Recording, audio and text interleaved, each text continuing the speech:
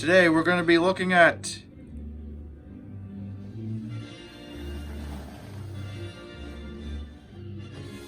the ATST Walker from Bandai. This model kit I've completed, I built, I painted, I am done with it. I said enough of it. So let me just tell you how I did it. It took me about a couple days to put the model together. I was a little scared at first that the thing was going to topple over, but once I put the head part on the model, it was able to stand on its own, but not in all of its different poses. So that's why the stand is really good for this kind of model. The detail alone is really nice. We'll just take a look at the detail.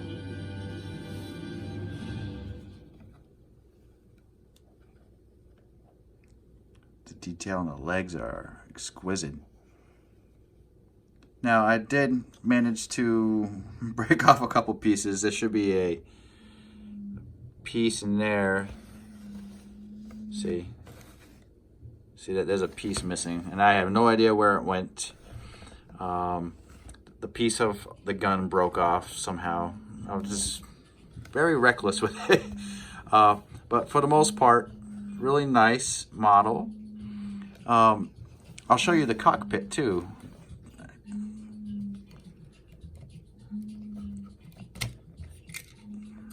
If I can do it with one hand, that is.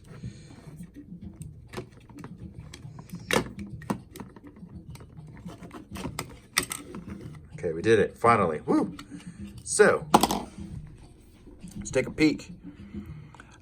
This is my first time painting anything on this scale. And, you know, it's a little rough. I didn't have any primer at the time. But I painted the little dudes inside the cockpit. Painted the hull. Tried to create buttons. Colored the buttons, I guess. Okay, so after I built the model, I primed it with some black primer after I received it in the mail, and just spray painted it. I do have a spray painter, so I was learning how to use that at the same time. So after that was all sprayed on, I did a light coat of gray around, you know, edges that pop out.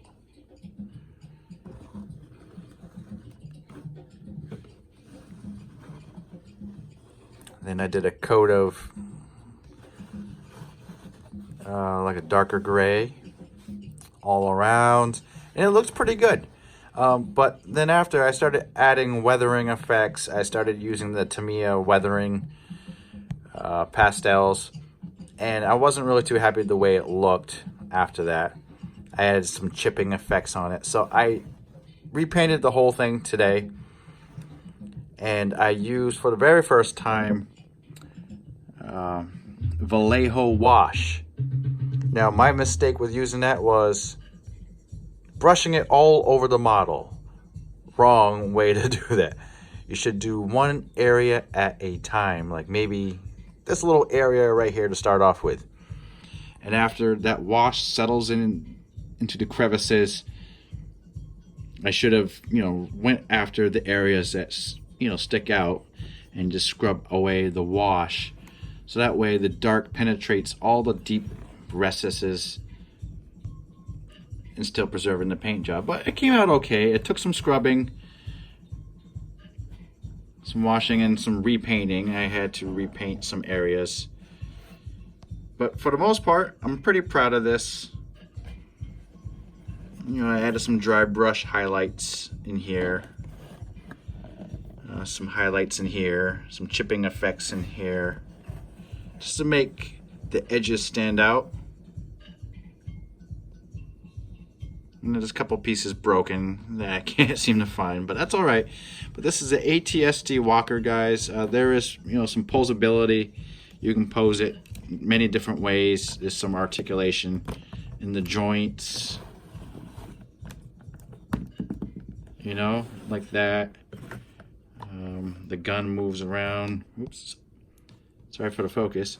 Guns can move around. This gun can move around, but I broke the connection that connects the guns to the body, so I had to glue it.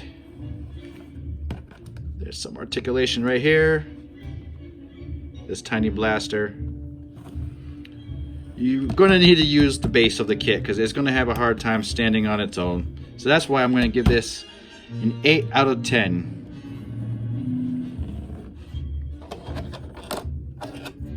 There's a lot of detail on this too. This has different ways you can put this together. You can have a hatch that's closed or open. It does come with Chewbacca, so you can have Chewbacca standing out from that porthole there. It does come with a little blaster effect thing coming out. It's like plastic. So this is the way I'm going to do it. I'm probably going to build a diorama base. I'm going to learn how to do that in the future. But for right now, this is my AT-ST walker. I think Boba Fett, you know, he appreciates this. I think he's okay with it. And I think the Stormtrooper's okay with it too. Add a new arsenal to his force. It's always a good thing. Thank you guys for watching. This is Wilson, signing out.